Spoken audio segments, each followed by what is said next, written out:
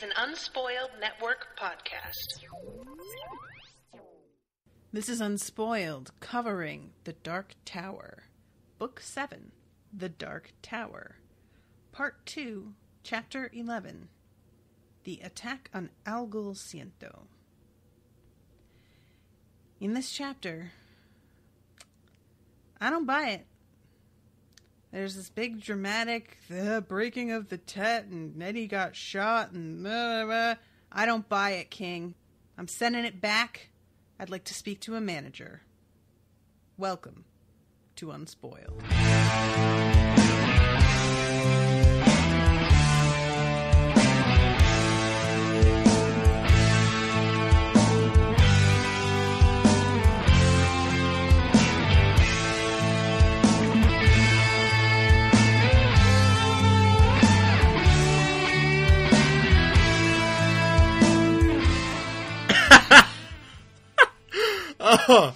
Oh, I had to hold in my laughter for that intro. That was funny. Hi. You doing okay? Hi, everyone. That's Miles. I am Miles. I've read this book. I'm Natasha. I haven't, and I have lost trust in this author. Evidently. And you know what? If it turns out he's dead, good. Because I need some stakes to be back. And that will do it for me. But at the moment, I don't believe it because the stakes have been so unreal throughout that I can't believe that anything will go wrong for these people ever. I've definitely been curious for a while now about how your reaction to this chapter would be, and that's a good one. That's a good reaction. I'm not going to tell you obviously whether you're right or wrong, but I'm enjoying this already. I'm kind of coming at this like the spoilers for The Walking Dead, but, you know, if you are trying to stay unspoiled for The Walking Dead, don't fucking bother. It's really not worth it. Just a warning. But yeah, there's this whole like big cliffhanger after his son gets shot in the face and loses an eye, and he's fine. He's fine. He just doesn't have an eye anymore. And that's what, but it's like, you know, a traumatic enough injury that really he should be dead. Like, and that's where I'm at with this. This is something that can look real bad, but, you know, with the magic of storytelling, wind up being fine. But so, Natasha, here's my question for you, though. Tell me. Ask me. How could you possibly not believe in this death, given everything that King pours into making you believe this? Given all the foreshadowing, given the use of I in the narration multiple times, given everything that he does, you really think that he's not actually dead? That's how little faith I have at this point. Okay. If this were an earlier book, if we hadn't done this for 7 books, if this were a different author, all of that would make me positive that Eddie Dean of New York was dead as a doornail. Though I do not know what particularly is dead about a doornail. I mean, he was never alive, really, so does that make it dead, or does that make it having never lived? Is there a distinction between the two? What I'm saying is abortion should be legal, guys, alright? Like, that's just, shit. Why is there even a question about this? We went straight to 11. But yeah, I, like, I'm about to spoil something that's much newer, and I shouldn't do it. Do it. But here's my thing. King has played fast and loose with all kinds of shit, and I wouldn't be a bit surprised if there's a rewind machine somewhere. Oh, Eddie's alive. Surprise, we fixed it. Or I think I know what you're trying not to spoil here. You get what I'm saying. You know exactly what I'm talking about. I'm picking up what you're putting down. That's for sure. Anybody who has been at the movies in the past 2 weeks knows what I'm talking about. Yeah. So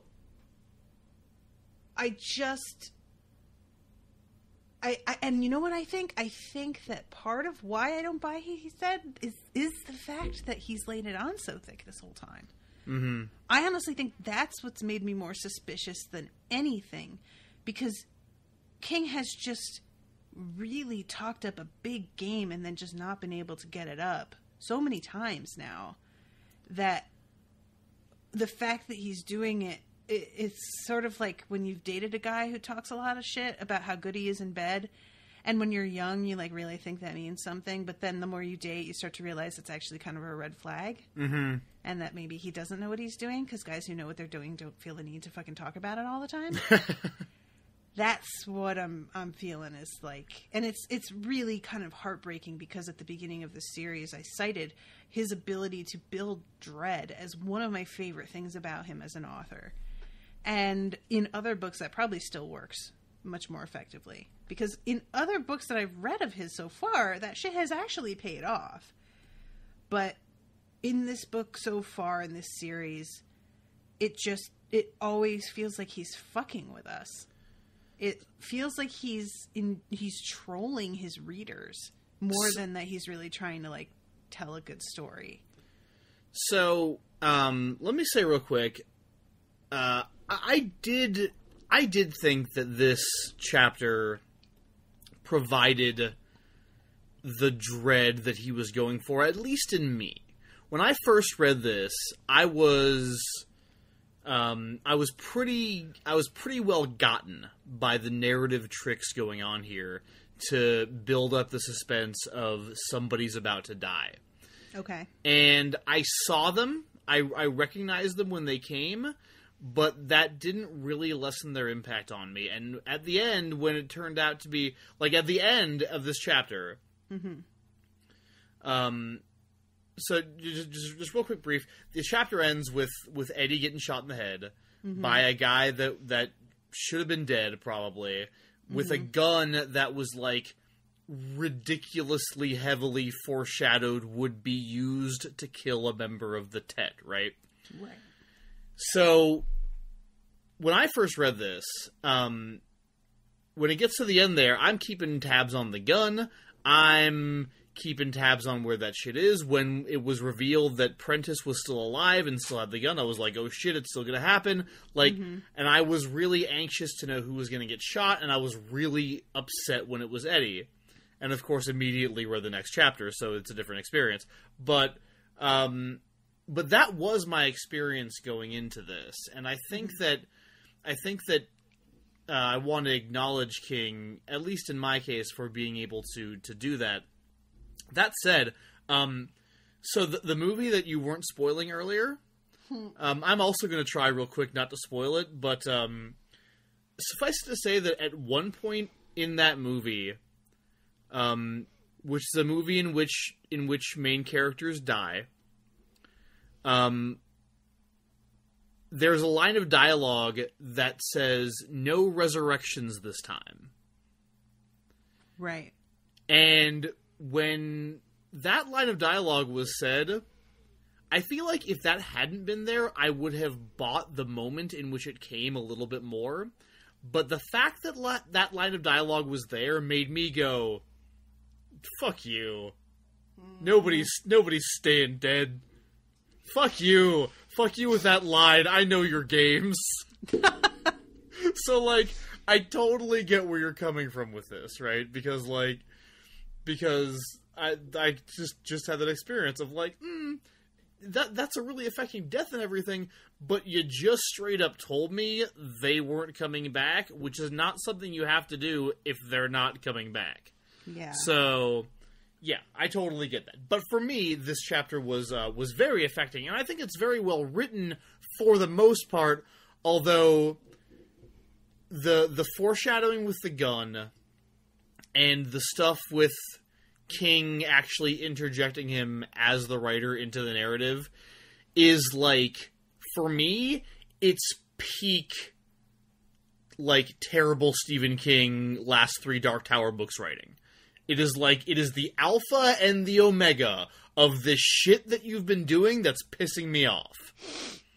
So, like, I have both those things in my mind. I really like this chapter. When I first read it, it got me. I think it works in a lot of ways, but it's so cheap, and it's so obvious, and it's so easy to see what he's doing. There's no attempts made to disguise it at all, that I can totally understand how somebody else would be rendered unaffected because of that.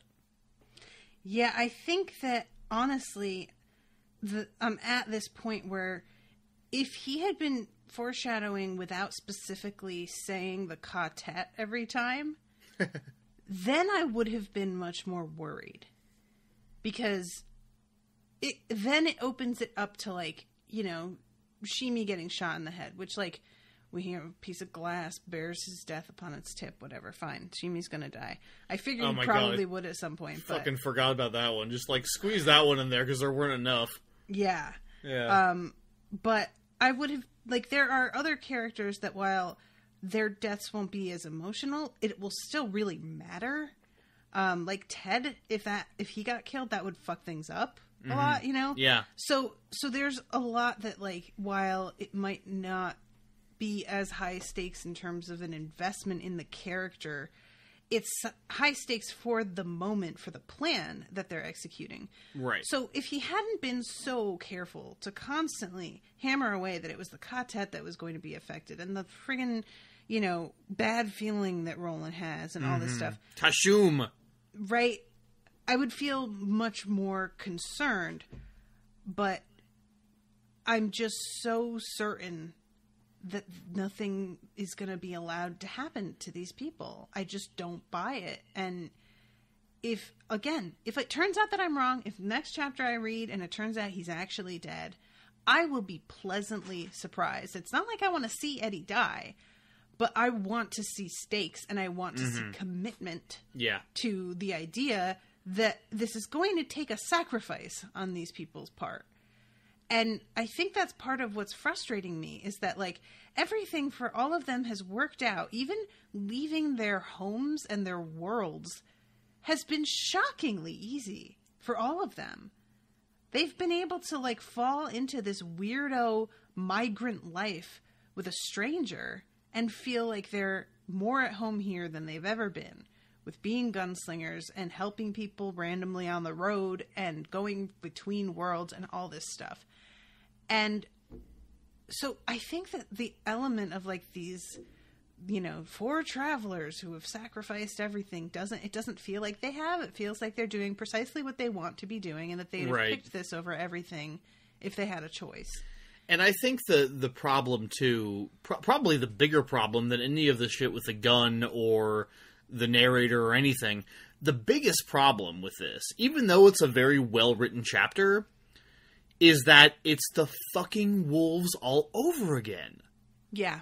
It's just like, they build up, not for the whole book, fortunately, this time, but, like, King builds up to this big battle where, you know, and it's like, and this one is even worse because Roland has the bad feeling and there's all this weird foreshadowing going on, and, you know, it's like, oh shit, this is the one, you know, somebody's gonna die, and this is super important, and we're going into the tactics of it, and we have to have this really detailed plan that could get fucked up at any point. Mm-hmm.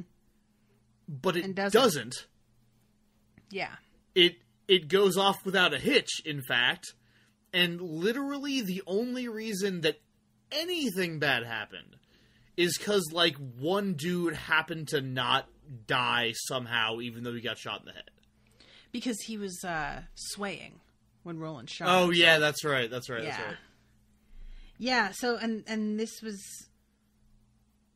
you know, you can say, as you pointed out, something went wrong, but they accomplished their goal. Yeah. So it doesn't, like, one person dying when they managed to take over an entire town of supernatural people, really not, in the long or short term, a bad deal at all. I mean, this is an armed encampment. Granted, they're not expecting an attack, but, like, there are guards, there is a security chief, there are machines giving them readouts. Like, they even set up the fact that they had been receiving some blips recently on shit they didn't know what it measured.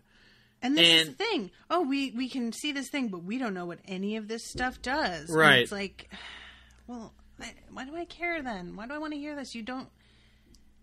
I don't know. I feel bad because I feel like we start out all of these episodes lately just talking about everything we hate. And it makes it not sound like I hated this chapter from beginning to end. Right. And that's not fair. I didn't.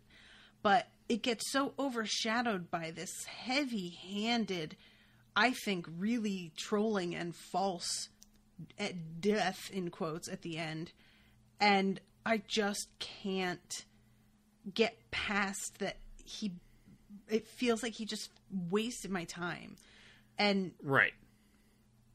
And then there's things that I feel like should have been an issue. Like, they get through all the electrified fences with barely a sentence.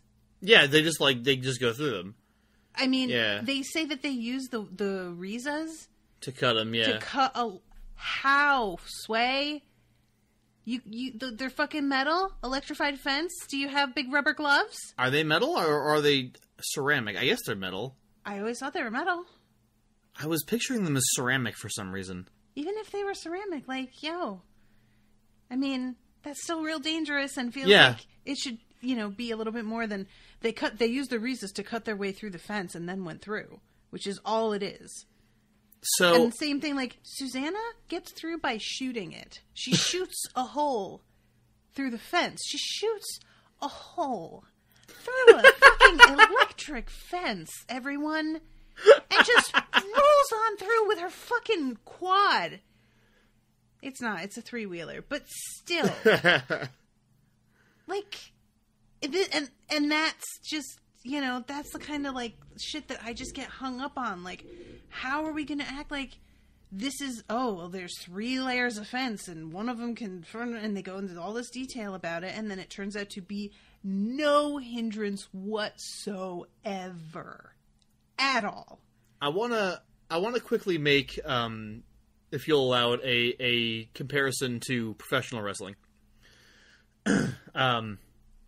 So this past Sunday, there was a professional wrestling event called WWE Backlash, and it was fucking god awful. Like, it was one of the worst wrestling shows I've seen in a very long time. Yikes. Like, it was terrible. But here's the thing. It wasn't terrible because the wrestling matches were bad. Like, the performers weren't doing their jobs. Like, everybody was working fine. Everybody was doing a good job. The matches were executed well. But the overarching story that was being told and the ways that matches were ending and the next chapters of stories that were being set up and, like, the relationship between this chapter of the story, the last chapter of the story, like, none of it made any sense. The characters didn't make sense. The stories didn't make sense. The wrestling was fine. That's how I feel about this because, like, I was reading this again today and I was going like, man, I am fucking impressed by some of this shit. I love, like, when the battle descends into little vignettes and, right, like, you get lots of little pictures of the battle because that's how battles actually go. Like, I didn't really need the explanation. Thank you, King, but that's fine. Mm-hmm. But, like, I really liked how he did that. I really enjoyed the characterizations, the fucking... I liked Halus the Rod doing his job. I liked Susanna being like, all right, I did my job. I killed the people I was supposed to kill. You know what I really want to do is kill some more people. Should I do that? Right. Yeah, I enjoyed that. There were a lot of things that I really dug about it. Mm-hmm. It's just, I just don't understand why you would tell the story this way. I just don't get it. If you want to kill off Eddie Dean / make us think you've killed off Eddie Dean, you can just do it. Mm-hmm. Like, he can go down fighting. Which, how much more shocking would that be? And I would have bought that. Yeah. If he hadn't done this friggin' projecting across friggin' a whole book. Yeah. Then this moment where he gets shot, I would have been like, oh my god, what? Instead, I'm sitting here rolling my eyes. It's the opposite of the reaction I'm sure he was going for. But... Exactly. And again, like, looking back on it totally worked on me, but but still, like, it still left me pissed off at the method being used. Because it would still have worked on me if you had just had him die in the fight. I would have totally bought it. It's a big battle where they're all talking about how one of them's going to die. Like, you don't need to go to all this extra effort to convince us that somebody's going down today. Like, it's fine. And it just gets in the way. It's the storytelling getting in the way of the story, and it's a real shame because I really like this chapter. Yeah, I think that if it ended before that moment, like, you know would be perfect king method for this? End it at the say sorry, and then have chapter 12, just Eddie getting shot, end part. Next page, part 3. Oh, I like that. You know what I mean? Yeah.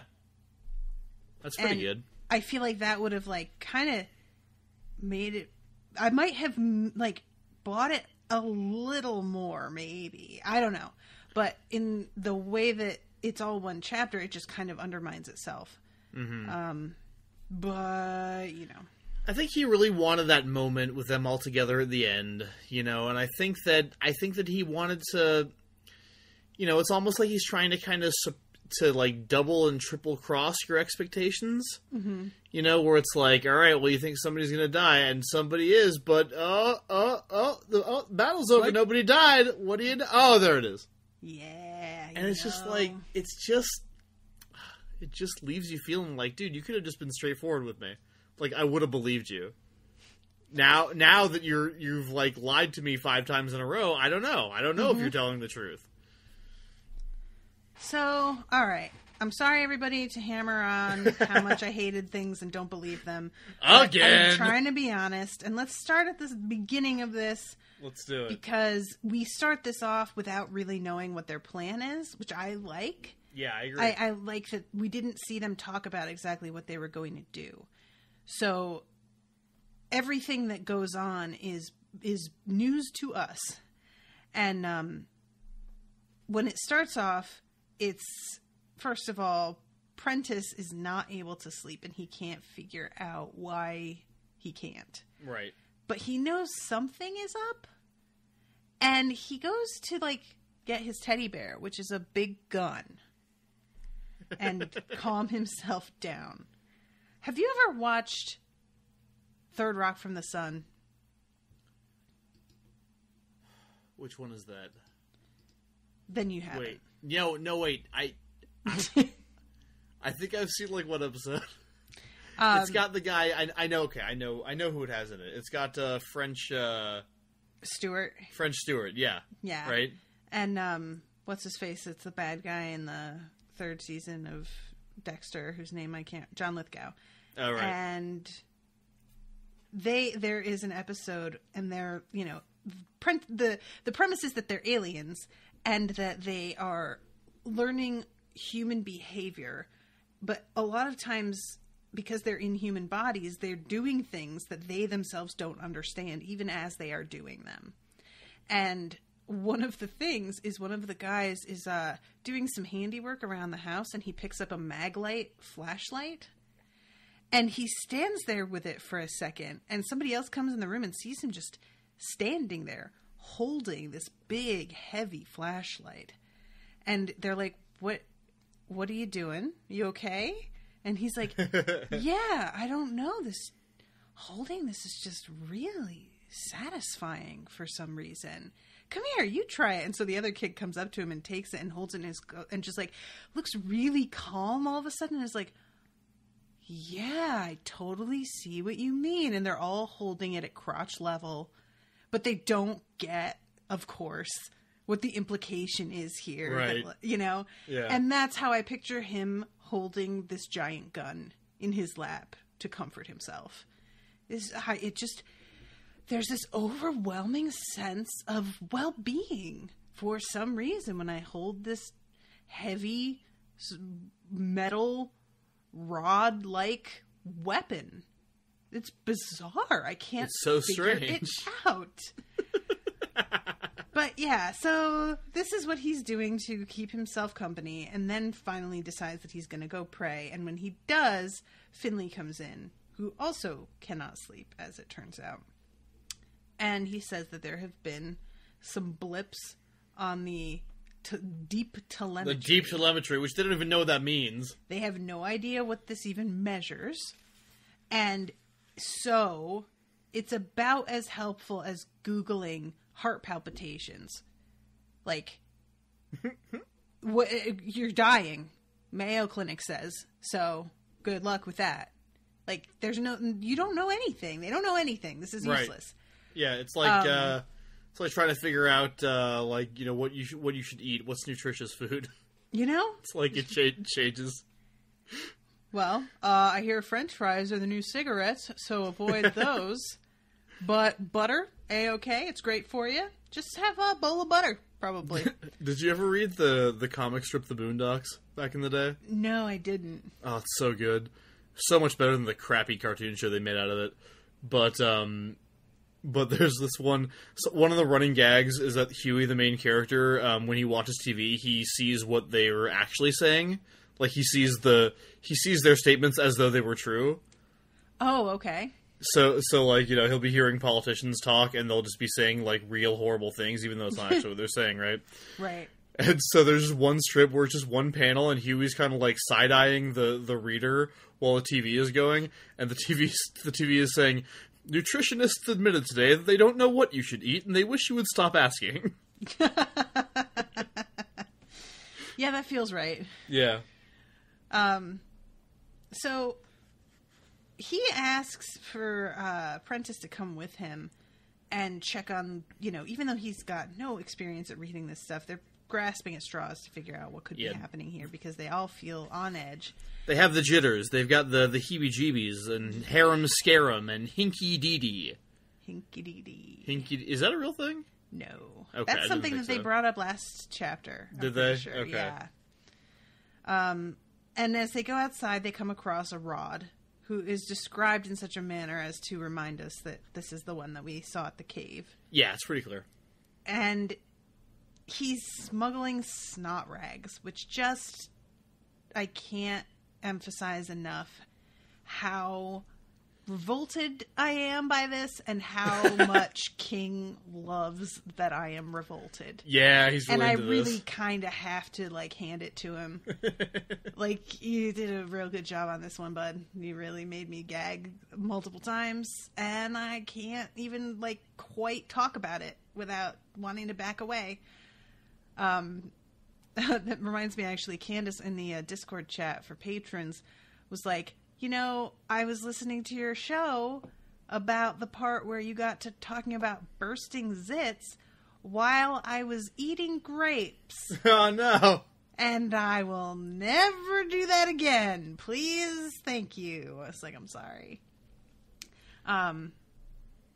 But yeah, this dude, it turns out, has been sent to plant explosives all over the compound. Yeah.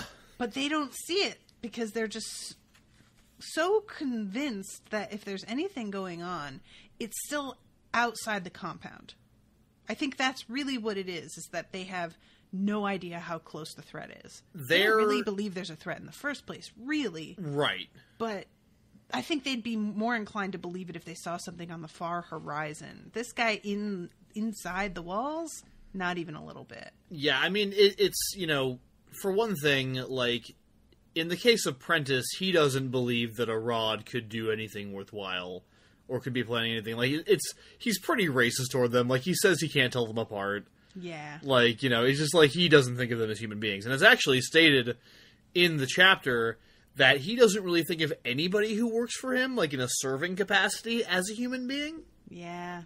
So I liked that. I loved it. I thought it was fantastic. I was they don't have their own thoughts and desires and aspirations.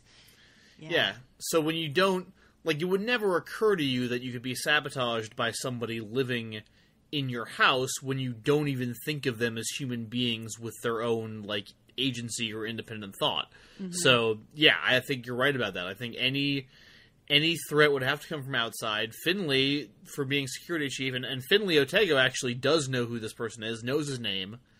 But still, like, clearly thinks that, I mean, Halis does a pretty good job of, you know, I don't want to say convincing, but, like, the fact that he decided to grab some of these tissues for himself and his girlfriend, who he's going to seduce with the bloody one later, the fact that he grabbed those kind of helps him out, because he has got a reason for skulking around, and when he admits it, they just crack up and let him go. So again, it's like, I like it because it's a good scene. But right away, it's like, okay, something that should have gone wrong has not. Exactly. Okay, cool. Things just work out. They just happen to not really be on their guard enough, even though they both are very nervous and seemingly on their guard a lot. They don't really search the basket, even though they're claiming to search the basket. They just let him walk away. Like, and don't get me wrong, it's not like I'm not reading it going, thank God. Because you want things to, like, get rolling, at least. Of course. But, yeah, it just, when it's just hard. Yeah. Also, I do want to say that what's in thy Bascom, Wiggins, is, like, going to be something I say now to people. That's super creepy. Hey, I don't know why, but, like... Hey, what's in thy Bascom, Wiggins? That sounds like... It sounds like something from The Wire. It sounds like What You Talking About, Willis, but yeah, slightly a little different. bit, but, like... But almost like you're insinuating something.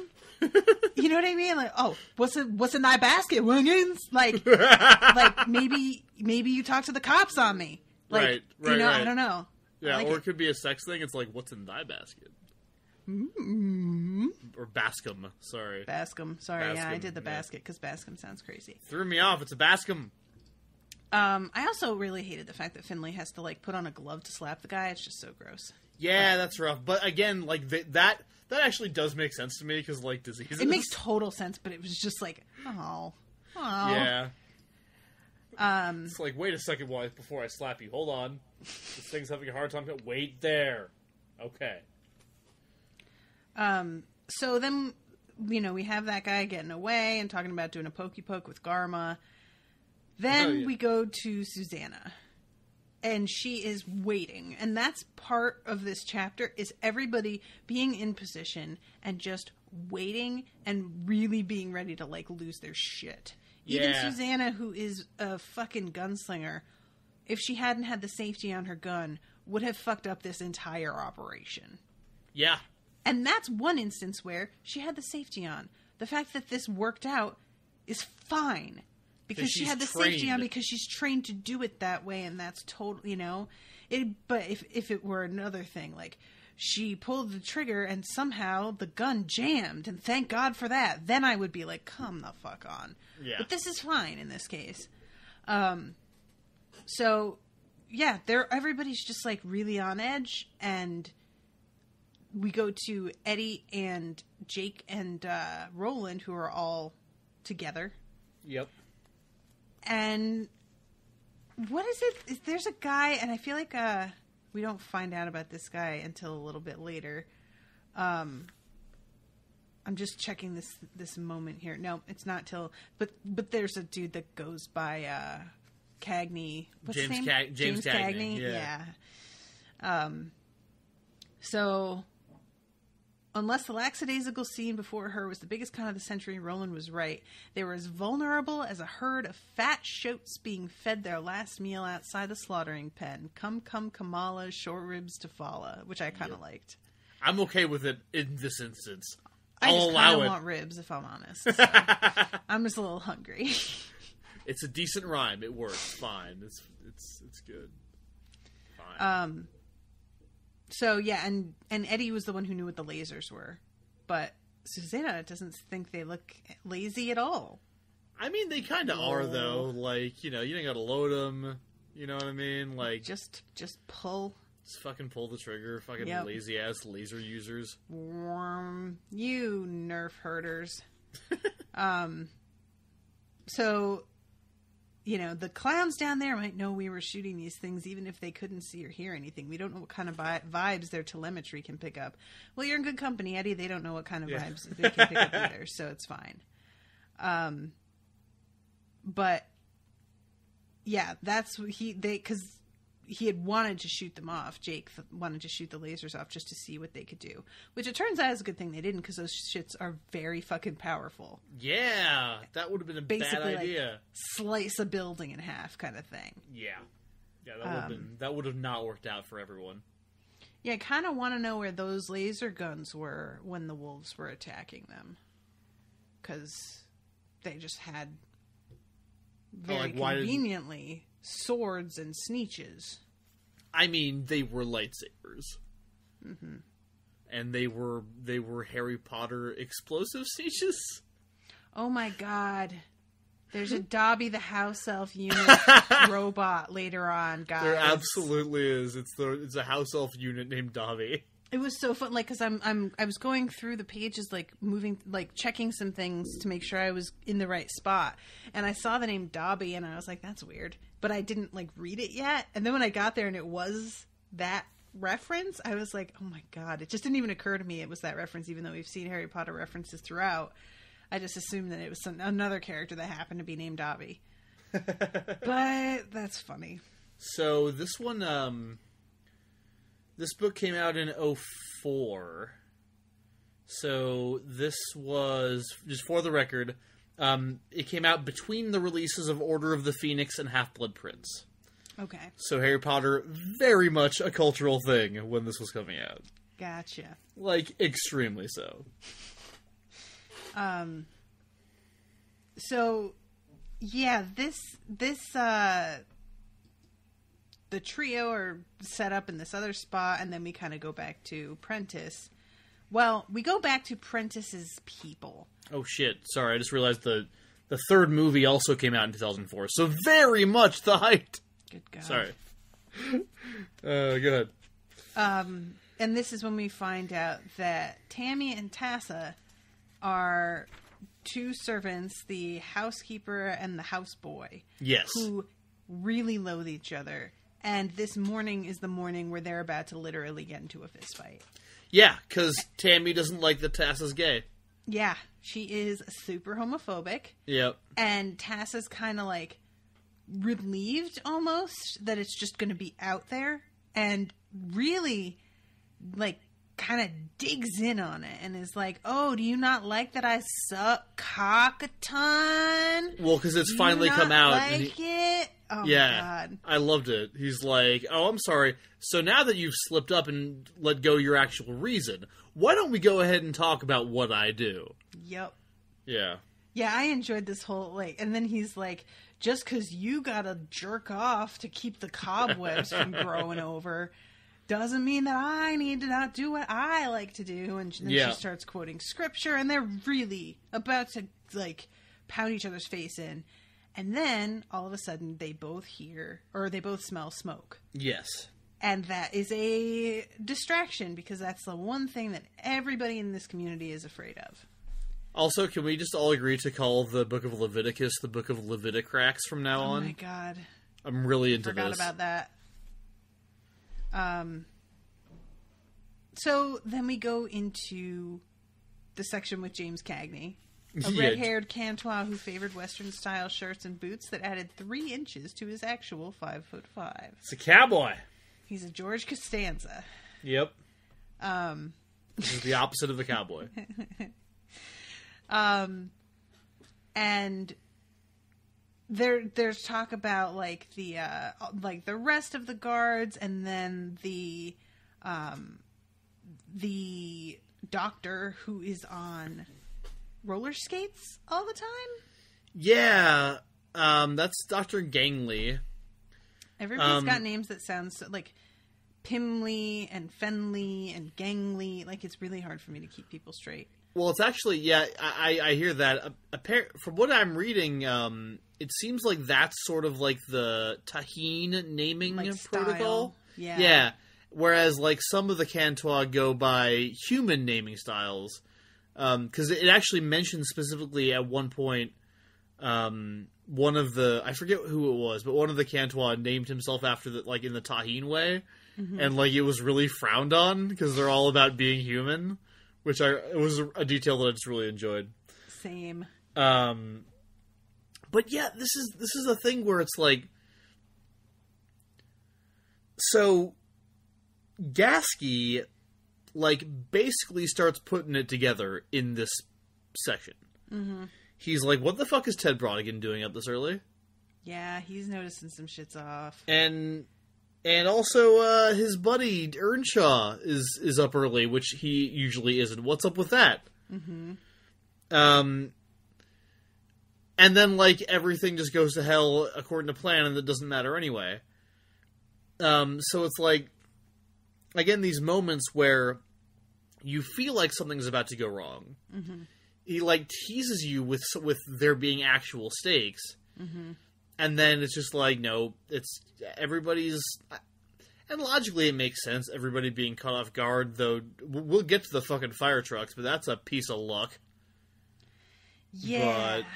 But, the fire trucks thing isn't part of the plan, right? No. They don't know anything about that when they start this off. Not as far as I know. Maybe they do, but not as far as I know. Because that's something that isn't really touched on. Like, we don't see the reaction of Ted or Dinky to the fire truck suddenly appearing. No, and I don't think I don't think the guards know that was going to happen. Like, there's never been a fire here. All the buildings are made of wood, and the way it's portrayed when the fire trucks start happening, the guys are like, wait, fire fucking Bravo what? Mm-hmm. Yeah, so it's like, I'm pretty sure that if they had known this was going to happen, that shit would have been shut down, and I'm almost positive that Roland and them don't know about the fire trucks. All right, well, I can deal with that. I mean, it is quite a bit of luck, but yeah. There is a feel like this probably still would have worked out, even if this didn't happen, but it makes it much easier. Yeah. So then we go to Ted, and I guess there's a brief section about Ted. He's got his note that says, "Go south with your hands up, you won't be hurt." And he's preparing to broadcast that to everyone who can hear it in their minds. Right. And then Tammy and Tassa run out shouting fire, and Pimley and Finley are like, oh shit, like they're frozen for a second, then Finley's like, oh my god, the breakers, we gotta make sure they're okay. Yeah. But they're still not, Pimley and Finley Otego are still not at the point where it's like, we're under attack. They still think something's gone wrong. Mm-hmm. Which, just at this point, is really kind of inexcusable. You would think... I do think. That, I'm sure you do, that somebody who had woken up in the middle of the night, feeling just weird, like everything, like something was going to go wrong. Mm-hmm. And who had then immediately seen their best friend, who was like, man, I had a hard time sleeping, so I feel like something's going to go wrong. When shit starts going wrong, I mean, I guess there's no reason to think it's actually an attack, but, like, that's a hell of an accident, bro. Right, yeah. Yeah, so they, as you say, don't treat it like, they just treat it like, well, somebody has to figure out what's happening. Right. Which essentially boils down to send people into the high-risk areas. Right.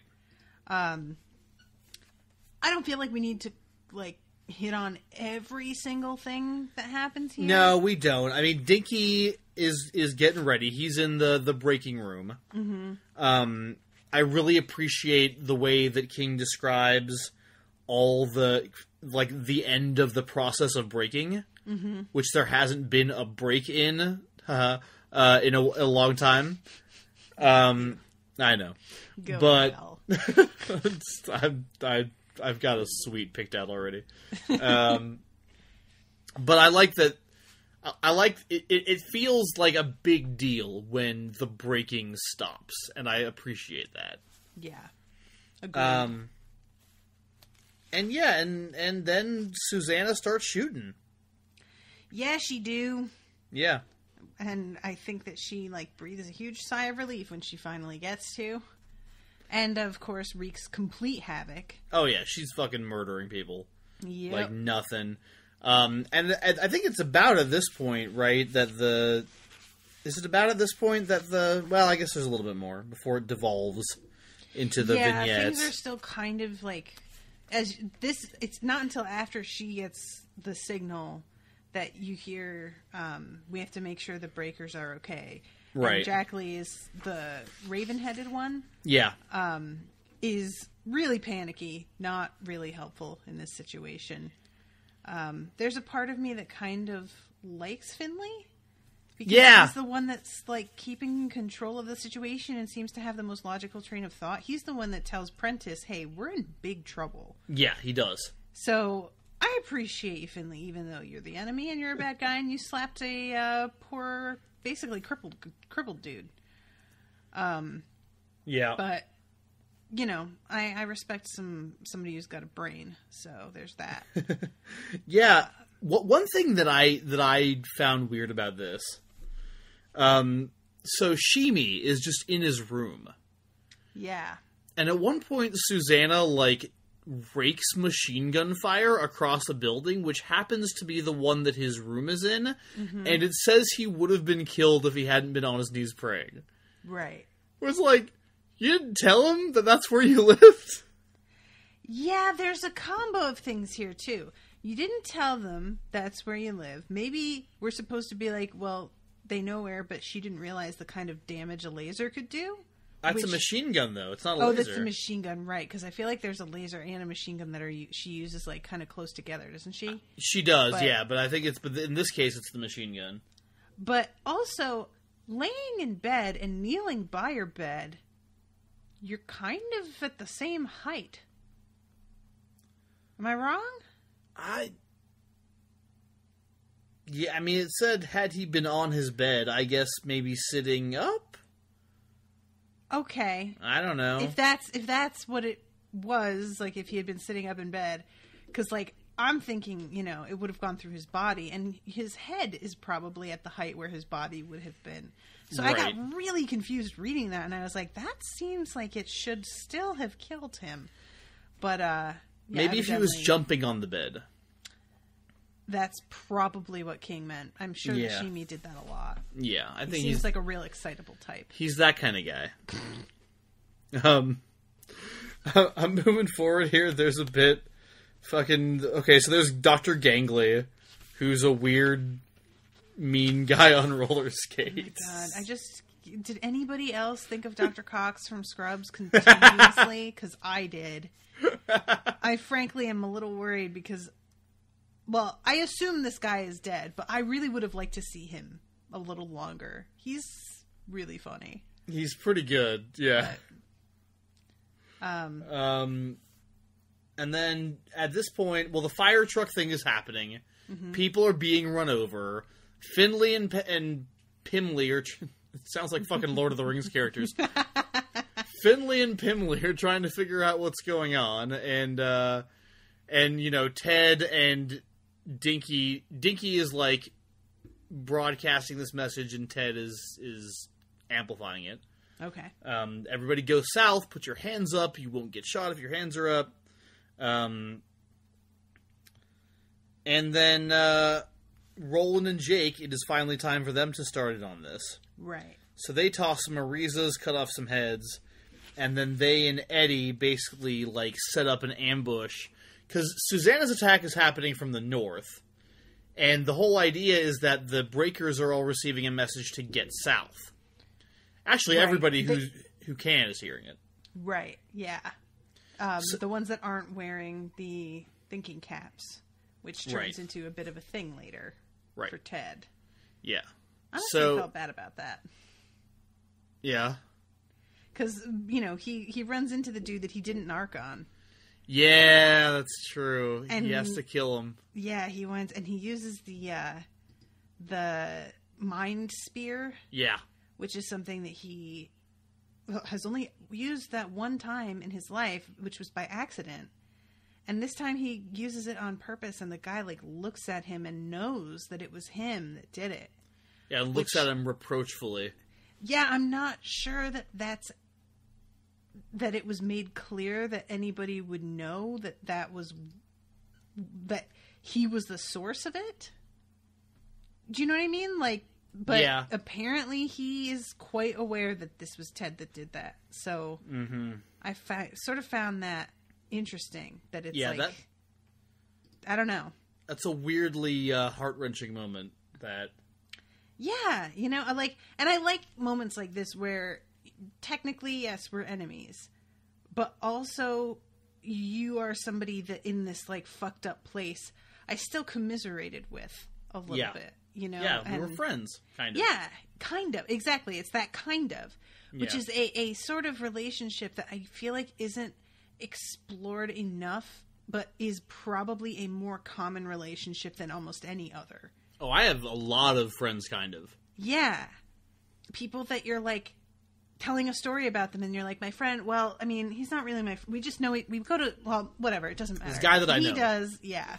And you just, like, don't know how to qualify it. If you're, like, out somewhere and you run into them, you kind of have to say something to them, but you also don't know how to, like, move in your own separate directions, because you're definitely not going to sit together. Kinds of you know what I mean?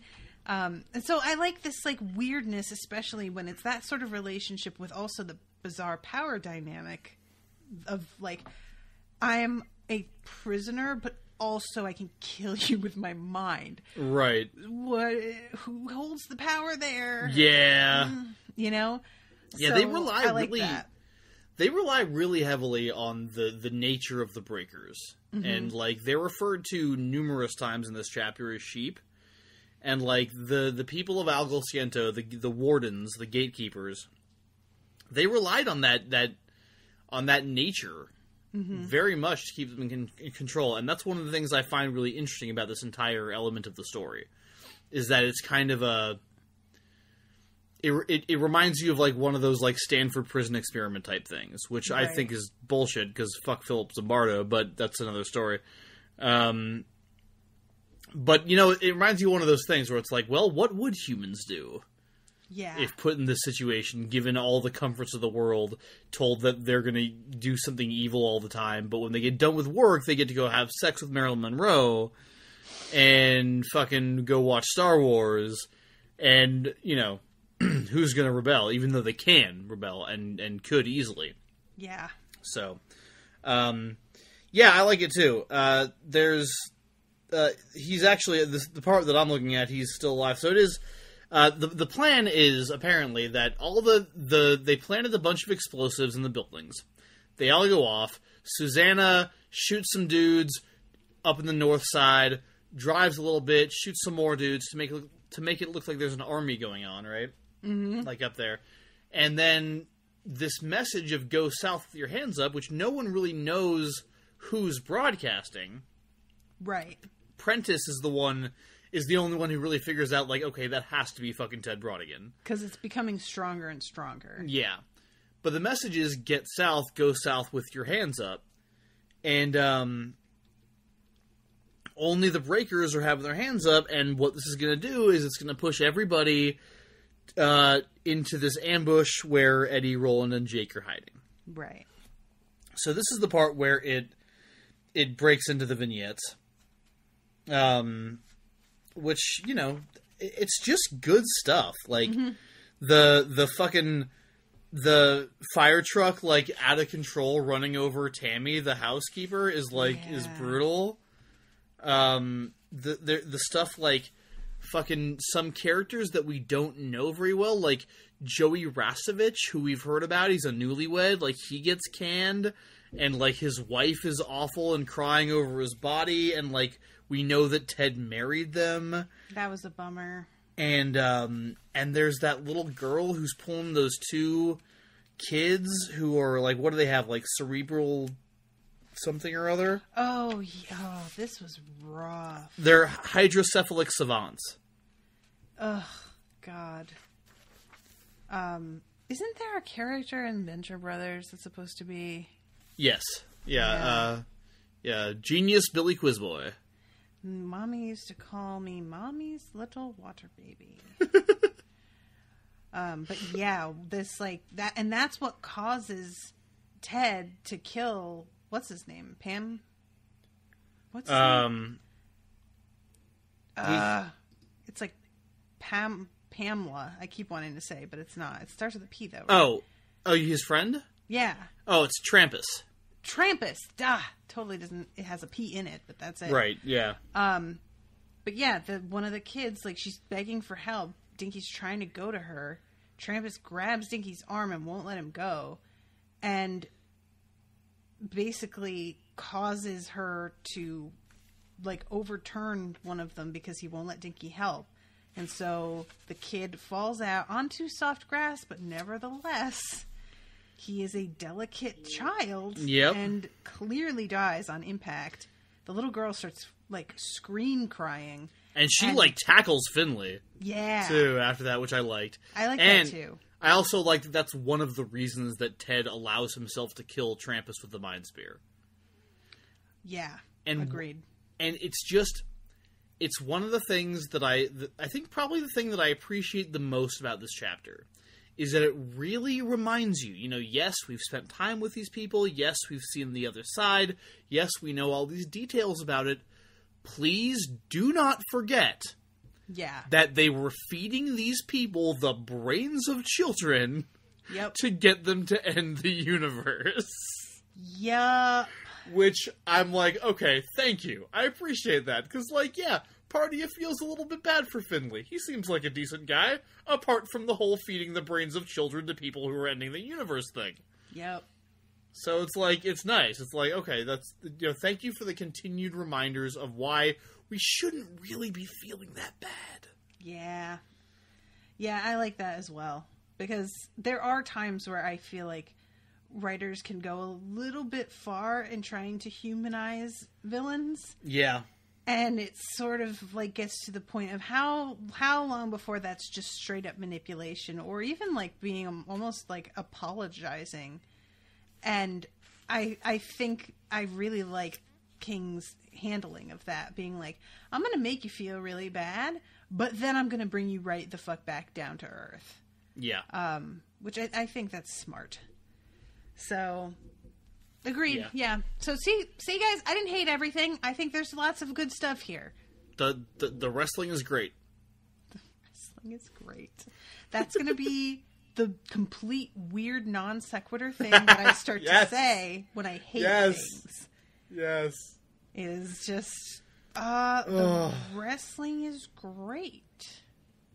Yes.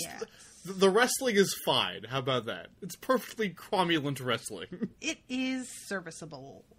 But yeah, we get this bit with Shimi where he does the thing with his foot, but also more importantly, he starts yelling, "Beam says thank you."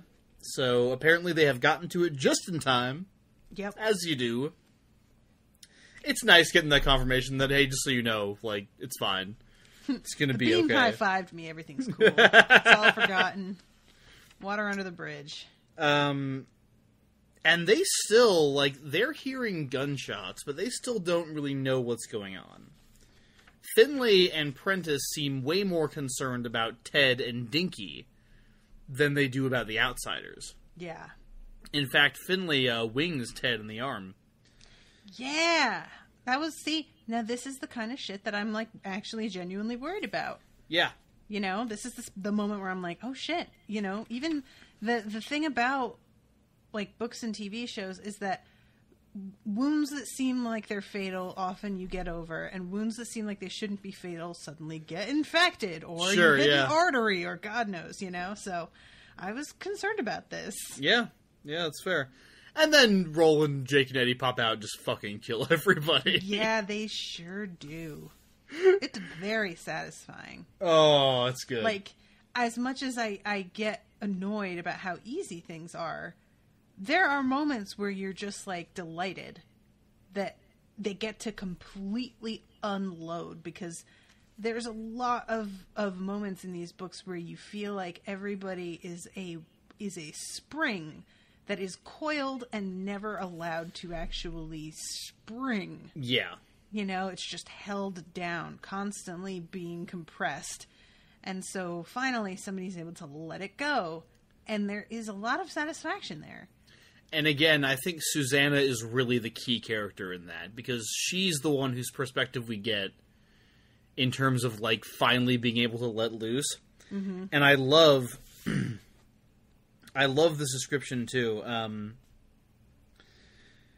Because Roland says, "Hi, all you gunslingers, kill them all! For Gilead, for New York, for the beam, for your fathers! Hear me, hear me! Leave not one of them standing! Kill them all!" And so they did. The gunslinger out of Gilead, the former drug addict out of Brooklyn, the lonely child who had once been known to Mrs. Greta Shaw as Bama. Coming south from behind them, rolling through thickening banners of smoke on the SCT, diverting from a straight course only once to swerve around the flattened body of another housekeeper, this one named Tammy, was a fourth. She who had once been instructed in the ways of non-violent protest by young and earnest men from the NAACP, and who had now embraced, fully and with no regrets, the way of the gun. I dig it. Yeah. I'm into it, man. Like, fuck yeah, these are fucking gunslingers, god damn it. I really enjoy... Oh, that non-violence is really sweet. Yeah. I'm gonna have to go with the laser gun. I so feel you on that, lady. I really do. And it's just this, like, almost this contradiction. Because on the one hand, it's like, yeah, you're right, they always win, there's no stakes. Like, on the other hand, I totally buy them just, like, owning everybody. Mm-hmm. It's just like,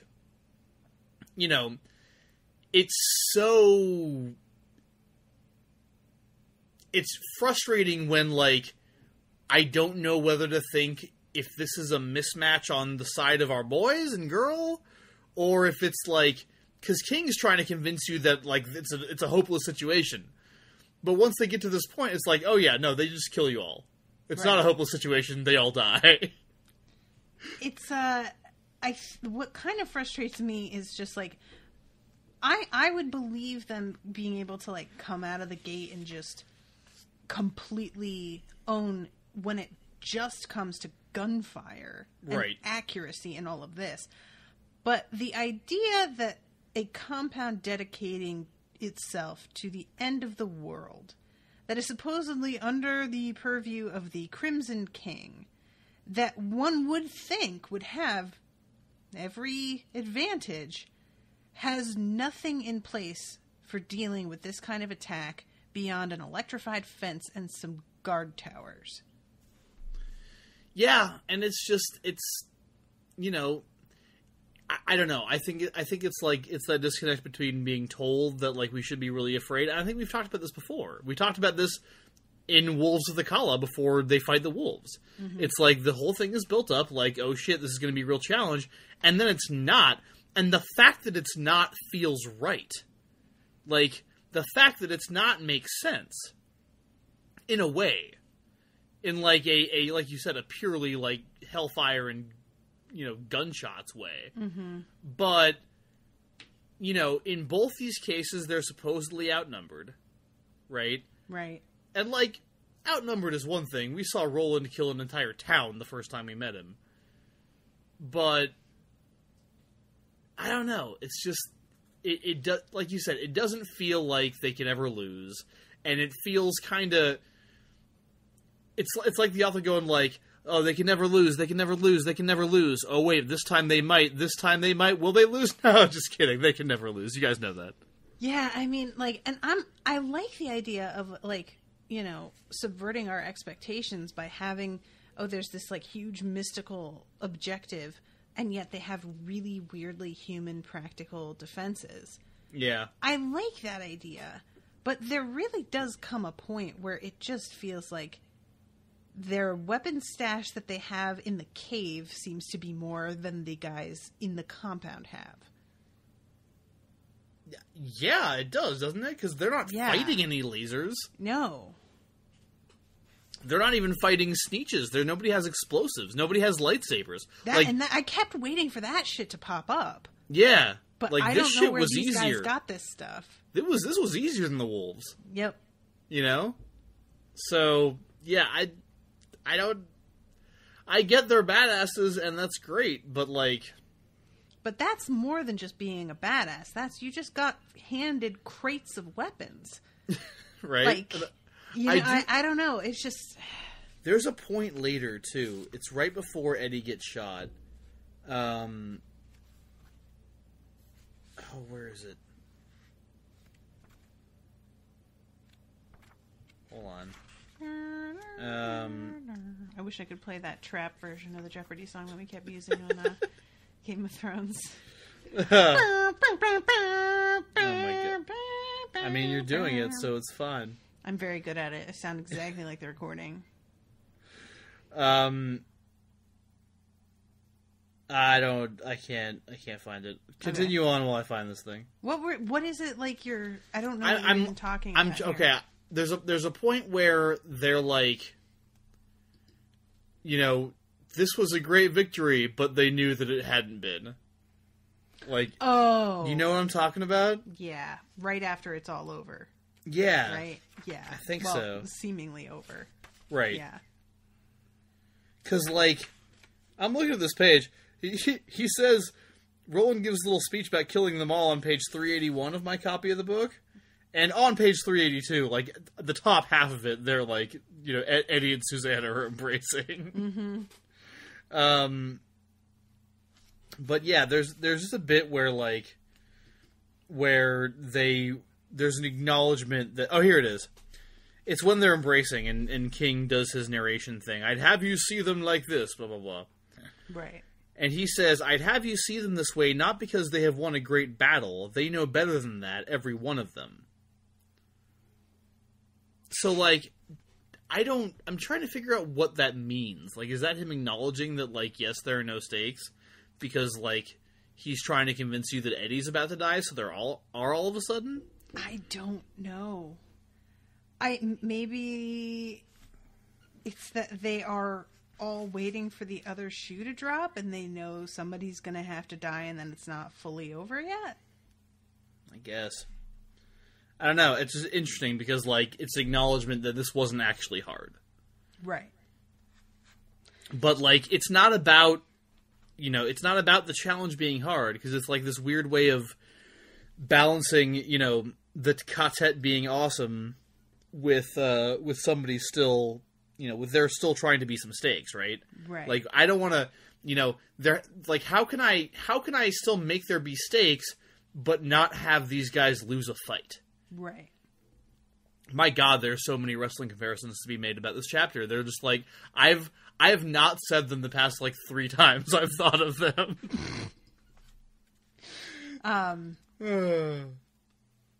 Anyway, so they embrace after they win, which is a nice moment. Yeah, and, like, you know, this is frankly, this is pretty much like, as much as there was all this foreshadowing and stuff, I still kind of expected it to just kind of end here. Because that's how much I don't trust anything anymore. So when he does his whole, I wish I could say that this was the end of it, I started to be like, oh, okay, he's actually having this, like, payoff when it should, which is, like, within the confines of this battle. Mm-hmm. But then I realized that even though that was what was happening, it still wasn't enough for me yet. Well, I thought, you know, the way I remembered it, when I was going back and reading it today, I was like, all right, here they are, they're all embracing, now Eddie's going to get shot. Right. And, because, like, that seemed like, I'm sitting here going, like, why are you fucking hugging? Like, when not everybody's dead yet, what are you doing? But that's not how it happens, because they embrace, they give each other a big ol' hug, and, like, there's this really great moment where Susanna invites Roland into the hug, and, like, because he hadn't felt welcome in it, and she demands that he come and join them, and, like, puts her arms around him, and it's beautiful. And he's described as having a look of loneliness on his face that he doesn't even know is there. And when she brings him in, like, he just gets this surprised happiness on his face. Mm-hmm. It's a really, really cool moment. And, like, to interrupt that moment with somebody getting shot while they're doing that would be, like, brutal and cruel and awful. Mm-hmm. But it might be better than them getting that moment. Nothing happens. They go around shooting survivors. And then, like, Eddie gets shot because the one dude isn't dead. And he talks to Finley Otego and gives him some last words. And which I love because Finley's like, "You fucking cowards ambushing us," and Eddie's like, "What about you using children to kill the world?" Oh my god, he really is just trying it, isn't he? Yeah. Oh, what a bunch of cowards you are. I'm sorry. Excuse. Yeah, and when Eddie says that, Finley's like, following orders? That's what they said to do. Whatever. Shut up. Yeah, and then Eddie shoots him in the head, which is pretty satisfying. Mm-hmm. And then Prentice shoots him. And Roland gets him in the throat before he can shoot again, but he did... A lock of hair flipped on the back of his head as the slug exited, so it seems like he's been shot through the head. Mm-hmm. And it says, he took one step, a second, a third, and then fell face down in the street, just as Grandpère Jaffords had known he would. Aye, from the first moment he laid eyes on him. For the boy was a gunslinger, say true, and it was the only end that one such as he could expect. Now, I don't remember Pear saying this. Did he say this? I think so. I have my copy of Wolves like to hand, but I would have to look through it. Because that was like the thing that kind of took me out of it there for a second. Really interesting. It felt like he was referencing a foreboding sort of like premonition that Per Callahan had that I didn't remember. And no, it wasn't Per Callahan. It was Jaffords. It was the old man. Jaffords. What did he say? He was the one that like told them the story about the wolves being robots. Yeah, but like, what did he say about? I think he said something about gunslingers. I'm looking for it right now. Okay. But I don't know if I'll be able to find it at all because like it's just somewhere in this book. It just feels like a really not great place to throw something like that because it's so long ago at this point. It's a little bizarre. Distracting from what should be a heavy moment. And instead I'm just kind of like, wait, hold on, wait. Who's that? What? And, I'm reading these one after the other, not waiting friggin' 10 years in between, so I don't know. But it doesn't really matter. No. But what matters is that Eddie has been shot in the head. Yeah. And you don't think he's dead. The one thing that really affected me was how Susanna reacted. Mm-hmm, that, of course, like, I like Susanna. I feel like she doesn't get as much screen time as I want her to get. Page time, screen time, you know what I mean. Screen time works. I think screen time makes way more sense. Because it's in our mind screens. Yeah. And I want her to be happy, and she has had a rough go of it in so many ways that I feel like the least we could do is give her a partner that gets to be by her side. But so her having to like see this is pretty horrific. Yeah, I agree. Even if he winds up being okay, I can only imagine that's going to be like still really hard on her. Yeah. Also, where is fucking Mordred? I mean... Eating the dead, probably. I wonder if he likes them ripe or if it's alright if they're already dead.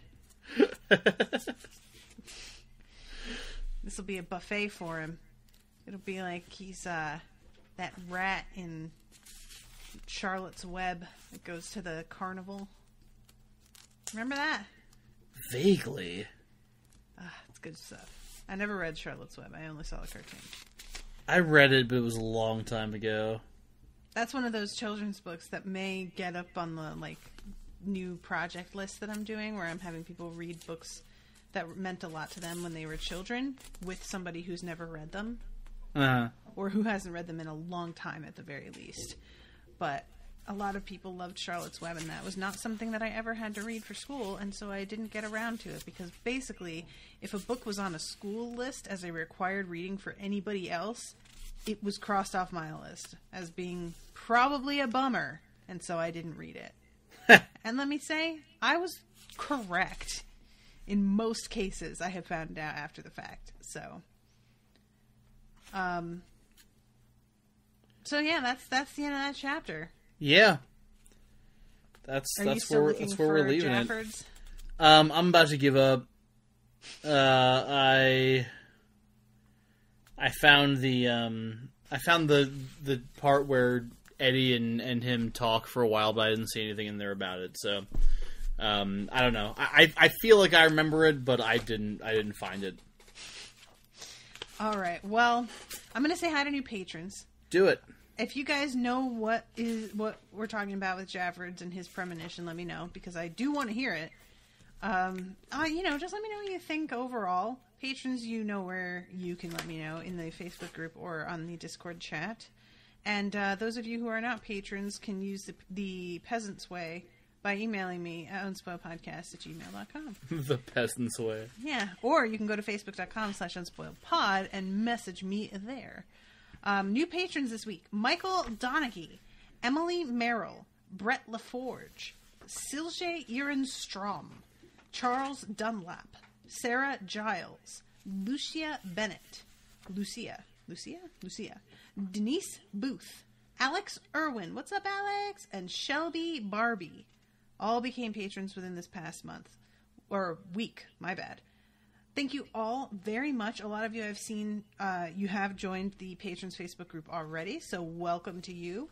And if you haven't already joined the Discord chat, it's starting to pick up a little bit. It got very busy at first when it was first opened, and then people strayed away from it again. But there's certain channels that I think people are using more than others, and it's especially good for talking spoilers outside of the annoying Facebook Messenger format. Yeah. So there are some spoiler chats in there as well. But yeah, if you would like to become a patron and get in on some of these discussions in the community, go to patreon.com/unspoiled. And you can also find out more about the show at unspoiledpodcast.com. Miles, would you like to take it away, sir? Oh, sure. Y'all can find me and links to all my work over at my website, www.mjschneiderman.com. That's MJSCHNEIDERMAN.com. And that will take you to the Smash Fiction Podcast, among other things. You really gave me fucking anxiety right there. God. It'll take you to the other podcast I do. Just go there. Can't handle it. Smash Fiction is a show that I do with my friends where we have debates about which characters would win in the fight or some other kind of contest. Also, once a month we do Extraordinary League, which is our actual play RPG that the new episode of that just came out. We have other games and stuff that we play, like Collaboratory and Surprise Party. There's a new one coming up soon that's going to be really exciting. We got Crowley from Supernatural versus Crowley from Good Omens coming your way. Oh, that's fun. Pretty soon here, so that's going to be a good one. And after that, we got another match coming up that I don't think I want to spoil right now, but that some people might find particularly interesting. And yeah, check out that. Check out the Odyssey Storytelling Podcast, which is the show that I host and produce. We record it here in Tucson, Arizona, where I live, and it's just a bunch of people telling stories about their life based on a theme. It's a lot of fun. We have the April... Is the April? Yeah, the April show. The full April show is up right now, and that's the one where I tell a hilarious story about going to the park with my friends when I was a dumb shit 18-year-old, and we beat the crap out of each other with folding metal chairs. Y'all, speaking of wrestling. So you can go listen to that story right now on the Odyssey Storytelling Podcast feed, and if you want to know more about that organization or support them at all, you can do that on odysseystorytelling.com, or please just subscribe and review the podcast and share it with everybody you know. It's Tucson-based in that, like, all the people. The live events happen here, but not everybody who tells a story is from Tucson, and the stories are certainly not only applicable to Tucson residents. They are far more general than that, except for the episode titled Only in Tucson. That one's for us. You guys can't have it. You can also find my work on my science fiction blog, www.universesofthemind.com, on which there is... Oh, shit. No new content since September, but at some point there will be. You just put the king. Yeah, you see what I did there? Anyway. No, there's nothing new on there, and I'm really busy this month, so it's going to be a little while. It would have been so great if, like, you started off the episode with, like, I have a really exciting announcement about my blog. Yeah, I should have. Damn it. And just, like, kept on mentioning it and bringing it up and I should have been like something. I should have been like, I didn't really know why I wanted to announce that at the top of the show, but I just knew it was right. Oh, my God. Because I can't believe they do that again with Prentice in this chapter, where he's like, "Wait, it must have been fate that let him strap the gun on this morning." It's like not just yourself. That. There's another one with Susanna too, where she's like, "That girl doesn't have her hands in the air, but I know she's a breaker. Don't ask me how, but I know." Right. She literally says, "Don't ask me how." To herself. What's infuriating about that is that right before that happens, she's like, "Oh yeah, I can tell the breakers from the guards. I don't need any special training for that. That one is sheep and the other one a ghost. It's easy." And then immediately after that, it's like, "Well, don't ask me how I know, even though I just told you." Anyway, my critical analysis of this chapter of the Dark Tower will be up on the blog. No, I'm just kidding. There's nothing up on the blog, and there won't be anything up on the blog for quite a while. So you know what? It's fine. Don't worry about it until I tell you to worry about it again, alright? It'll be fine. Just mind your business, guys. Just give me space! Leave me alone. It's fine. It's fine. Alright, guys, we'll see you next week. How many more you want, Miles? 2? You know what? I think we're gonna do 1. I think we're gonna be doing 1 at a time for a little while, because they're a little bit longer chapters. Alright, so we'll see you next week with 1 new chapter then. Yeah. Toodaloo, motherfuckers.